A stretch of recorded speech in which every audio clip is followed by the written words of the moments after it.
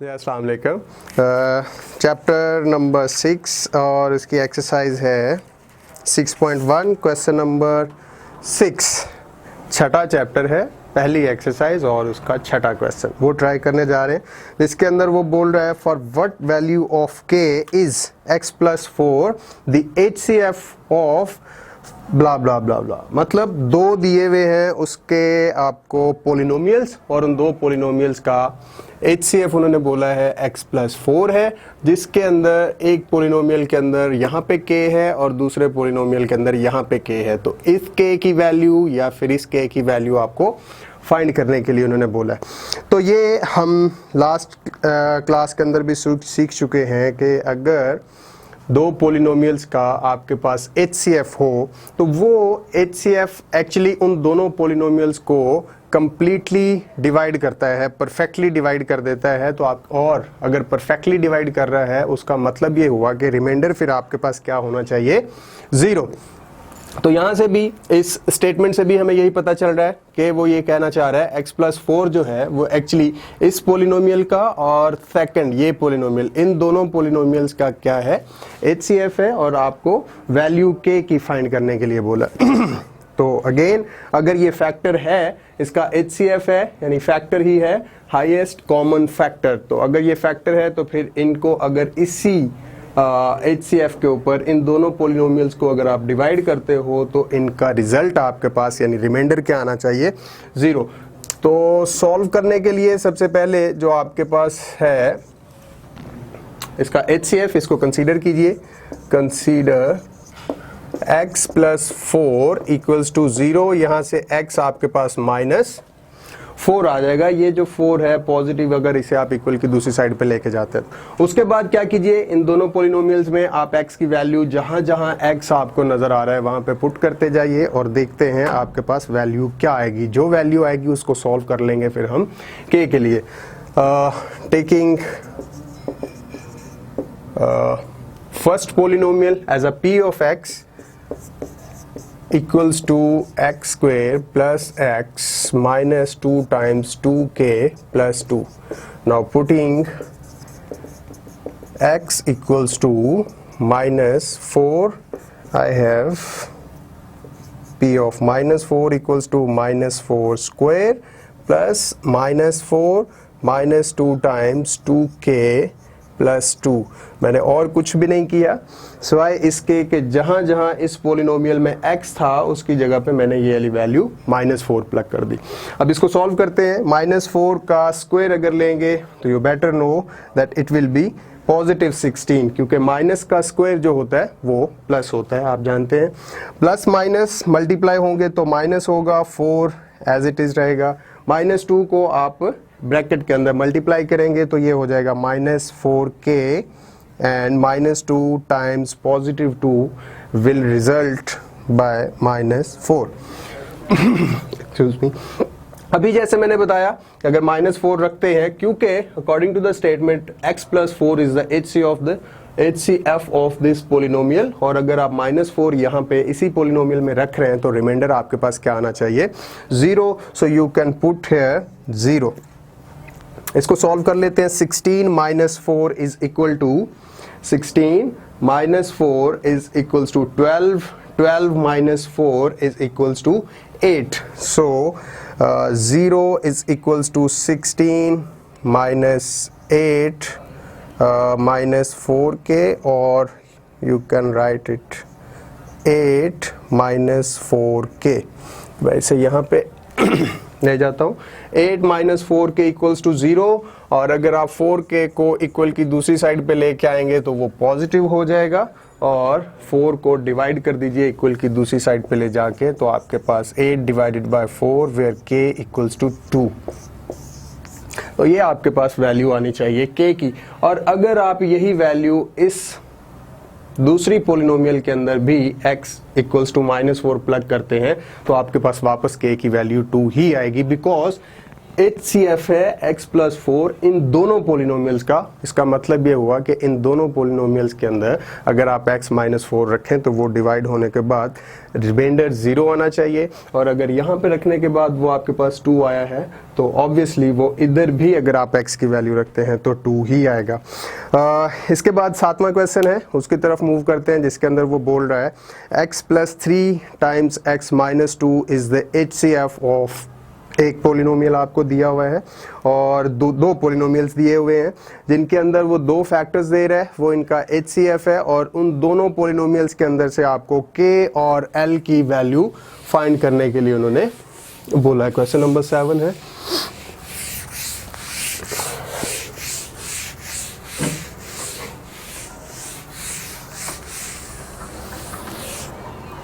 if x plus 2 and x minus 2 and x plus 3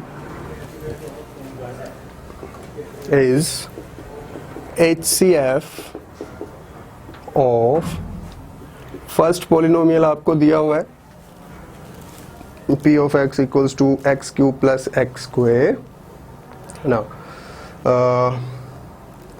x plus 3 times 2x square minus 3x plus k and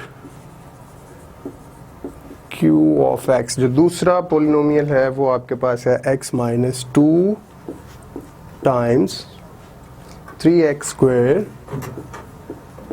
plus 7x minus l.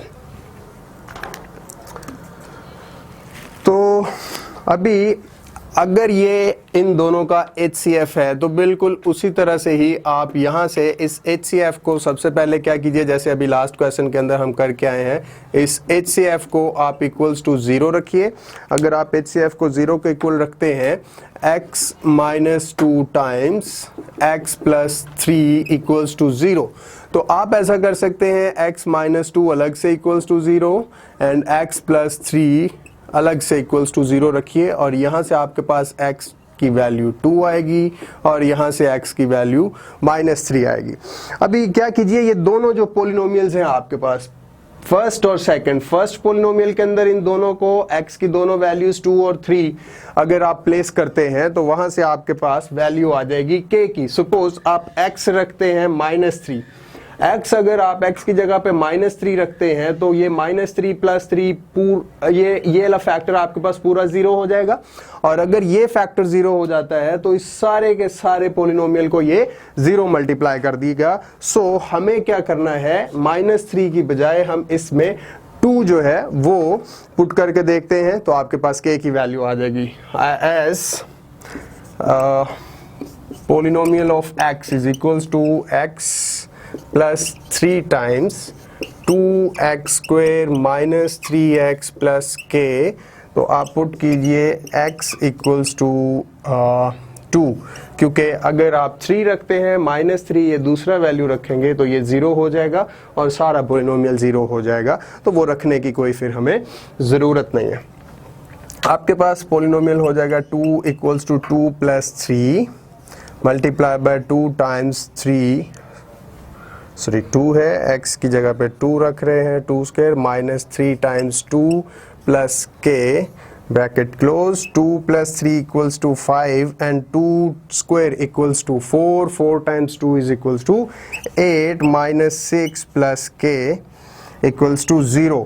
मैंने p of 2 equals to 0 इसलिए रखा क्योंकि उन्होंने ऊपर बोला है हमें कि x minus 2 and x plus 3 is the HCF of these two polynomials. अगर HCF है तो फिर उसका रिमाइंडर 0 ही आना चाहिए। So 0 equals to 5 times 8 minus 6 equals to 2 plus k, and अगर आप 5 को डिवाइड कर देते हैं यहाँ पे लाके तो 0/5 equals to 2 plus k and k will be equals to -2।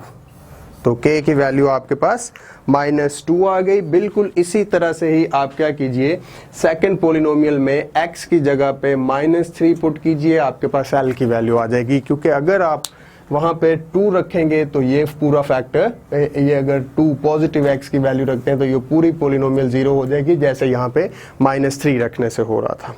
तो सेकंड पार्ट के अंदर अगर आपको l की वैल्यू चाहिए तो फिर आप क्या करेंगे, x की जगह पे ये वाली वैल्यू 2 पुट कीजिए, आपको l मिल जाएगा। और इसके बाद है आपके पास 8th क्वेश्चन, और उसके अंदर उन्होंने बोला है आपको LCM और HCF दो पोलिनोमियल्स का P of x and Q of x वो दिया हुआ है, और एक पोलिनोमियल दी गई है, दूसरा पोलिनोमियल आपको फाइंड करना है। तो इसके लिए एक सिंपल सा फॉर्मूला है, वो जस्ट आपको माइंड में रखना है, और अगर वो पता हो तो फिर ये आने वाले इस एक्सरसाइज के अंदर जितने भी क्वेश्चंस हैं वो सभी के सभी उसी एक ही फार्मूला से इंशाल्लाह हो जाएंगे। जैसे क्वेश्चन नंबर 8 के अंदर वो आपको ये बोल रहे हैं कि HCF है, LCM जो है equals to 2 times x raised to power 4 minus 1 and HCF is equals to x plus 1 times x square plus 1, where p of x is equals to, आपको p of x दिया हुआ है x cube plus x square plus x plus 1, and आपको find करना है q of x। Formula जैसे मैं बता रहा हूँ एक ही इसके अंदर फॉर्मूला है, इन आने वाले बाकी सभी क्वेश्चंस के अंदर अगर वो फॉर्मूला हमारा हमें क्लियर है तो फिर ये क्वेश्चंस हो जाएंगे। फॉर्मूला मैं आपके लिए लिखता हूँ। फॉर्मूला ये है कि अगर आप HCF को मल्टीप्लाई करते हैं LCM के साथ और ये आपके पास इक्वल आएगा वो दोनों पोलिनोमियल्स का प्रोडक्ट के, जैसे आपको यहाँ पे नजर आ रहा है कि अगर दो पोलिनोमियल्स हैं, जो भी दो पोलिनोमियल्स आपको दिए हुए हैं P of x and Q of x, उन दोनों को मल्टीप्लाई करें तो वो इक्वल आएगा उन दोनों पोलिनोमियल्स के LCM का प्रोडक्ट अगर आप ले लेते हैं HCF के साथ। मैं आपके लिए फिर से लिख देता हूँ यहाँ पे, जैसे फॉर्मूला है फर्स्ट पोलिनोमियल को अगर आप मल्टीप्लाई करते हैं सेकंड पोलिनोमियल के साथ तो ये बिल्कुल वही रिजल्ट देगा जो आपके पास LCM का प्रोडक्ट HCF के साथ आएगा। तो यहाँ से हमें ये पता चला अगर आपको इन 4 चीज़ों में से 3 चीज़ें दी हुई हैं तो आप जो फोर्थ है वो निकाल सकते हैं। जैसे अभी आपको इस पर्टिकुलर क्वेश्चन के अंदर आपको HCF भी पता है और LCM भी पता है और एक पोलिनोमियल भी पता है, तो दूसरा पोलिनोमियल निकाल सकते हैं आप बहुत आसानी से। क्या आपको चाहिए, क्या Q ऑफ x यानी सेकंड पोलिनोमियल चाहिए, तो ये फर्स्ट पोलिनोमियल इधर मल्टीप्लाई हो रहा है उसे आप इक्वल की दूसरी साइड पे ले जाके डिवाइड कर दीजिए, आपके पास आ जाएगा second polynomial like Q of x equals to LCM times HCF divided by P of x। अब इनकी वैल्यूज आपको दी हुई हैं, आप इनकी वैल्यूज यहाँ पे प्लग कीजिए, आपके पास जो सेकंड पोलिनोमियल है वो हम ऑब्टेन कर लेते हैं। कैसे वो अभी हम यहाँ पे सीखते हैं। जैसे LCM है हमारे पास 2 times x raised to power 4 minus 1 and HCF है हमारे पास x plus 1 multiply by x square plus 1, और हमारे पास जो एक पोलिनोमियल है वो दिया हुआ है x cube plus x square plus x plus 1। अभी आपको जो डिनोमिनेटर है वहां पे नजर आ रहा है, पहले दो जो टर्म्स हैं उनमें से x स्क्वायर कॉमन आ रहा है, हम x स्क्वायर यहाँ से कॉमन लेते हैं और यहाँ से दूसरी दो टर्म्स को हम वैसे रहने देते हैं और फिर बाद में हम कुछ इसमें से कैंसिलेशन कर सकते हैं आसान करने के लिए। तो हम क्या करते हैं, इनको जो डिनोमिनेटर है उसको हम क्या कर लेते हैं, फैक्टराइज कर लेते हैं। न्यूमिनेटर को अभी हम वैसे ही रहने देते हैं, एक्स स्क्वायर प्लस 1 और डिनोमिनेटर में से इन दो टर्म्स में से जो मैंने अंडरलाइन की है x cube plus x square, इन दो टर्म्स में से आपके पास एक्स स्क्वायर कॉमन आ रहा है। आप एक्स स्क्वायर अगर कॉमन लेते हैं तो यहाँ पे एक्स रह जाएगा, यहाँ पे पॉजिटिव 1 रह जाएगा इसमें, प्लस 1 यहाँ से अगर आप कॉमन लेते हैं, आपको पता है अगर 1 कॉमन लेते हैं तो उसका कोई इम्पैक्ट भी नहीं आएगा। सो 1 अगर कॉमन ले भी लिया जाए तो ये x प्लस 1 ही रहने वाला है। लेकिन इसके बाद क्या हो सकता है कि आप देख रहे हैं जैसे दो टर्म्स अब बन चुकी हैं जो मैं अंडरलाइन कर रहा हूं, एक ये वाली टर्म है और दूसरी ये वाली टर्म है। इन दोनों टर्म्स में से जो ब्रैकेट में लिखा हुआ फैक्टर है x प्लस 1 वो आपको नजर आ रहा है कि कॉमन हो रहा है, तो वो आप कॉमन ले सकते हैं। जैसे हम करते आए हैं एक क्वाड्रेटिक इक्वेशन के अंदर उसको फैक्टराइज करते हुए। सो अगर मैं यहाँ से न्यूमिनेटर को सेम रहने देता हूँ, बाय द वे ये प्रोडक्ट का साइन है, माइनस का नहीं है, न्यूमिनेटर को अगर मैं सेम रहने देता हूँ और डिनोमिनेटर में से मैं x प्लस 1 कॉमन लेता हूँ तो आपके पास सेकंड पोलिनोमियल जो है वो 2 times x raise to power 4 plus 1 times x plus 1 and x square plus 1 divided by, यहाँ से हमारे पास x square plus 1, x plus 1 actually common आ रहा है और x स्क्वायर प्लस 1 रह जाएगा। अब देखिए न्यूमिनेटर और डिनोमिनेटर में कोई चीज़ें कैंसिल हो रही होंगी ऑब्वियसली, जैसे आपको नज़र आ रहा है ये x स्क्वायर प्लस 1 इस x स्क्वायर प्लस 1 से कैंसिल आउट हो रहा है और x प्लस 1 x प्लस 1 से कैंसिल आउट हो रहा है। तो आपके पास जो सेकेंड पॉलिनोमियल है वो 2 times x raise to power 4 minus 1, yes it is minus 1, it is not positive 1। सो ये आपके पास सेकंड पॉलिनोमियल होगा और यही आपका आंसर भी है। और अगर हम क्वेश्चन नंबर 9 देखते हैं तो 9th क्वेश्चन के अंदर भी आपको उन्होंने एक पॉलिनोमियल दिया हुआ है p of x and q of x, दूसरा पॉलिनोमियल भी दिया हुआ है और उसमें जो थर्ड आपको इंफॉर्मेशन दी है वो है about HCF। Yes about HCF है, आपको LCM फाइंड करना है। तो बिल्कुल इसी तरह से फॉर्मूला के अंदर ये वाला जो फॉर्मूला हमने लिखा है अभी, 2 पॉलिनोमियल्स का product equals to product of LCM times HCF। तो इसी फॉर्मूला के अंदर अगर आप ये क्वेश्चन नंबर 9 की इंफॉर्मेशन डालते हैं तो आपको LCM मिल जाएगा। अभी अगर LCM चाहिए तो फिर इन दो पॉलिनोमियल्स को मल्टीप्लाई करके HCF को आप इन दोनों के ऊपर डिवाइड करेंगे तो LCM की वैल्यू मिल जाएगी। तो ये बिल्कुल इसी तरह से हो जाएगा। और अगर क्वेश्चन नंबर 10 की तरफ मूव करें तो क्वेश्चन नंबर 10 के अंदर उन्होंने आपको इन्फॉर्मेशन दी है let the product of LCM and HCF of the 2 polynomials be. ये दोनों पॉलिनोमियल्स दोनों LCM और HCF का एक्चुअली प्रोडक्ट दिया हुआ है आपको। If one polynomial is this and the second polynomial is this, then find the value of k। तो दो polynomials का प्रोडक्ट आपको दे दिया गया है और उसके बाद उन्होंने दोनों polynomials भी दिए हुए हैं। अब दोनों polynomials भी देने के बाद आपको उन्होंने बोला हुआ k की वैल्यू फाइंड करने के लिए। तो ये क्वेश्चन हम यहाँ पे ट्राई करते हैं क्वेश्चन नंबर। तो क्वेश्चन नंबर 10 जो है उसके अंदर जैसे मैंने अभी आपको बताया कि दिया हुआ है LCM and HCF of the 2 polynomial, उन दो पॉलिनोमियल्स का product of LCM and HCF is x plus 3 square times x minus 2 times x plus 5, और जिसमें से एक पोलिनोमियल है where first polynomial is equals to, मैंने सपोज कर लिया खुद से ही, उन्होंने ऐसा नहीं बोला लेकिन हमने फर्स्ट पोलिनोमियल खुद से ही सपोज कर लिया इसे x माइनस 2, मतलब मैंने इस चीज़ को सपोज कर लिया ये p ऑफ x की इक्वल है।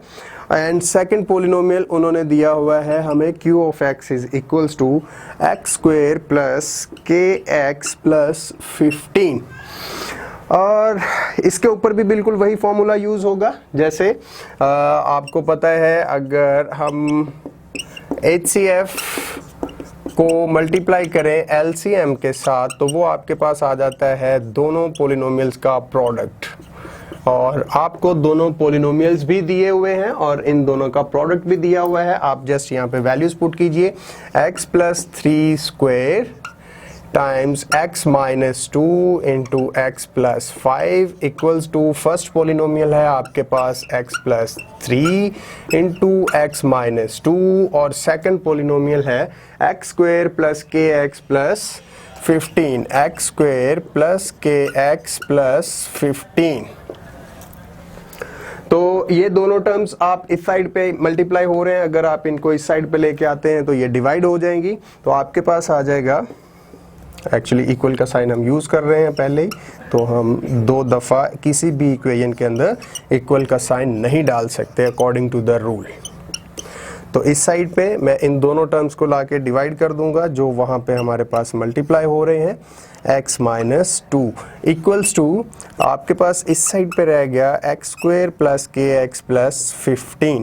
तो ये दोनों टर्म्स जो डिनोमिनेटर में है देखिए कट रहे होंगे x माइनस 2 से, अगर आप x माइनस 2 को कैंसिल करते हैं तो वो कैंसिल हो रहा है, और x प्लस 3 से अगर आप स्क्वायर को कैंसिल करें तो वो भी कैंसिल हो रहा है। सो आपके पास रह गया एक्चुअली यहाँ पे फिर x plus 3 times x plus 5 is equals to x square plus k x plus 15।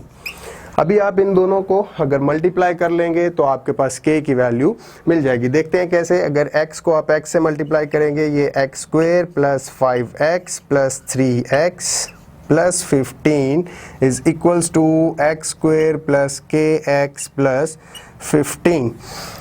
5x plus 3x equals to 8x। सो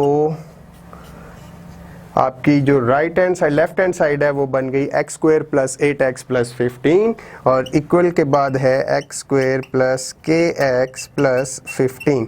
अभी इसके बाद आप क्या कीजिए, मैं थोड़ा सा यहाँ पे स्पेस बना लेता हूँ। इसी टर्म को यहाँ से जो एक्स स्क्वेयर है और 15 है, इसे इक्वल की दूसरी साइड पे अगर आप मूव करते हैं तो यहाँ पे लिख सकते हैं हम बाय ट्रांसपोजिंग, और ट्रांसपोज करते हुए आपने जस्ट एक्स स्क्वेयर प्लस 15 को इक्वल की दूसरी साइड पे मूव करना है, तो आपके पास इस साइड पे 8x रह जाएगा, और ये हो जाएगा आपके पास x square plus k x plus 15 minus x square minus 15।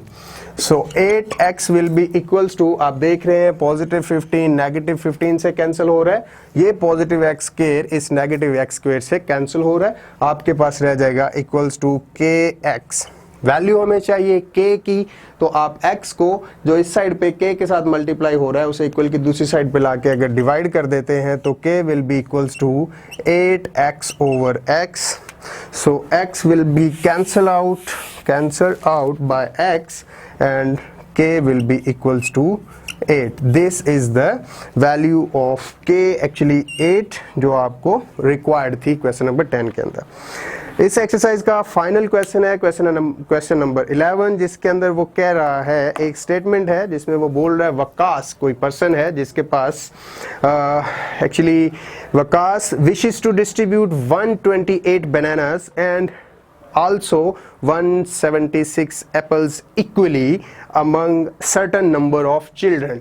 कुछ बच्चे हैं जिनके अंदर वकास साहब हैं, उसके पास कुछ बनानास हैं और कुछ उसके पास एप्पल्स हैं, और वो इक्वली डिस्ट्रीब्यूट करना चाहता है। इक्वली से उसका मतलब ये है कि हर बच्चे के पास जितने एप्पल्स आए वो हर बच्चे के पास उतने ही एप्पल्स हों, और बनानास भी उतने ही होने चाहिए जितने एक बच्चे को बनानास मिले। तो find the highest number of children who can get the fruit in this वे। आपने वो ज्यादा से ज्यादा नंबर ऑफ चिल्ड्रन फाइंड करना है, यानी कितने मैक्सिमम बच्चों को वो इस तरह से बनानास और एप्पल्स डिस्ट्रीब्यूट करे कि उनके पास इक्वली बनानास और एप्पल्स आ जाए। ऐसा ना हो कि किसी के पास हाफ एप्पल आ रहा हो और किसी के पास हाफ बनाना, तो ऐसा नहीं है, बल्कि उसके पास इक्वली आने चाहिए बनानास।